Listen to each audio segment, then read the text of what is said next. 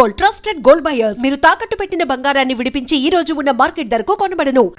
And sir అంటే మీ past ఫిలిమ్స్తో comparison చేస్తే ఇందులో చాలా ఒక డిఫరెంట్ వారియర్, చాలా సీరియస్ ఫేస్తో ఒక డిఫరెంట్గా కనిపించారు. సో ఛాలెంజింగ్ అనిపించింది ఆ క్యారెక్టర్ అని నాకున్న ఓన్లీ చేంజ్ ముందు సినిమాలకి వీటికి ఏంటంటే నేను నవల ఆ సినిమాలో ఐ డెంట్ ఎక్కువ నవల. నేను ఎప్పుడు నవ్వుతూ ఉంటాను, ఎప్పుడు ఇది యాక్షన్ కామెడీసే చేస్తున్నాను నేను. బట్ ఈ మూవీలో కాన్షియస్గా నవ్వకు యూనో, ఎందుకంటే Kannappa is more like a tiger. So how does a tiger behave? So that's the way it has to go అని దట్స్ వాట్ ఐ. ఎంటైర్ ఫిలింలో ది బెస్ట్ మెమరబుల్ మూమెంట్స్ కొన్ని చెప్పాలి సార్. ఫన్గా అనిపించేది ఇది, అమ్మో ఇది చాలా అనుకున్నాను కానీ బట్ ఇది చాలా డిఫికల్ట్ అయింది అనిపించే థింగ్స్. డిఫికల్ట్ నాకు ఏది అనిపించలే.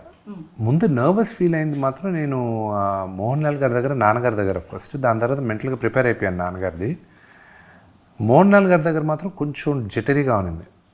ఎందుకంటే మహానటుడు ఆయన నేను చిన్నప్పటి నుంచి నా ఫేవరెట్ హీరో ఆయన దగ్గర నిలబడు ఆయనతో చేసేటప్పుడు అంతా ఇట్ వాజ్ నర్వస్గా ఉన్నింది. ఒక దగ్గర ఆయనతో పర్ఫామ్ చేసిన తర్వాత నేలపైన కూర్చొని ఉంటాను, పర్ఫామ్ చేసిన తర్వాత ఆయనతో మాట్లాడాడు. ఒక లెంతీ డైలాగ్ మాట్లాడిన తర్వాత కట్ అయిన తర్వాత ఆయన ఒక 2 అడుగులు ముందు వచ్చి, you did a good job మోనే, వెరీ గుడ్ అని చెప్పేసి మళ్ళీ వెనక్కి వెళ్ళిపోయాడు. నాకు మళ్ళీ కోలుకోవడానికి 2 నిమిషాలు పట్టింది.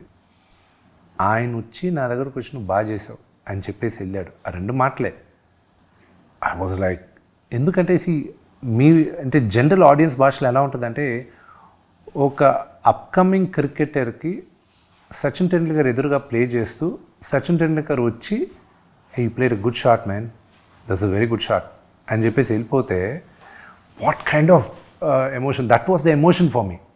Because for me is a great actor, legend for me. And అదొకటి. దాని తర్వాత ఆయనతో ఫైట్ చేసేటప్పుడు నేను జనరల్గా ఫైటర్ని, స్టంట్మెన్ని, ఈజీగా ఫైట్ చేస్తూ ఉంటాను నేను. ఆయన దగ్గరకు వచ్చేసరికి టెన్షన్ వస్తుండింది. నేను అలా లేదు, మీరు ఫ్రేమ్స్ మార్చుకోండి, నేను మెల్లగా ఇలా వస్తాను. వై డూ ఇట్ ఫాస్ట్ అది ఇది అన్నాడు. నేను 2-3 సార్లు చెప్పాను, డూ ఇట్ మ్యాన్ అన్నాడు. నేనన్నా అంకిల్, నేను మిగతా వాళ్ళైతే నేను నా కాన్ఫిడెన్స్లో వెళ్తాను, మీ టైమింగ్ ఆయన టైమింగ్ ఎక్స్ట్రాడినరీ ఫైట్లో, మీ టైమింగ్ నాకు భయం అంకుల్. రెండోది ఏంటంటే, పొరపాటున నా వల్ల ఒక చిన్న స్క్రాచో లేకపోతే ఒక చిన్న దెబ్బ తగిలింది అనుకోండి, తిరిగి ఇండియాకి నేను వెళ్ళలేను అంకుల్, న్యూజిలాండ్లోనే ఉండిపోవాలి పర్మనెంట్ రెసిడెన్సీ తీసుకొని. ఎవడు రానివుడు వచ్చానంటే కొడతలే, నన్ను ఎత్తుక్కుంటూ వస్తారు కొట్టడానికి. ఇంకా మలయాళీ అన్న ప్రతి ఒక్కడు నన్ను చంపేయడానికి ఫిక్స్ అయిపోతారు. దయచేసి అంకుల్ నేను నథింగ్ హ్యాపెన్, కమ్ డూ అది.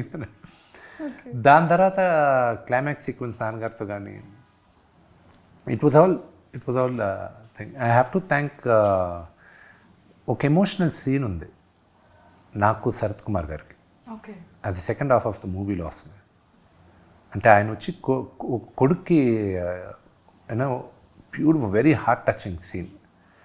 సో ఆ scene it was very close to me with Sarath uncle and me. Super. And నాన్నగారు వాచ్ చేసే ఉండి ఉంటారు ఫిల్మ్.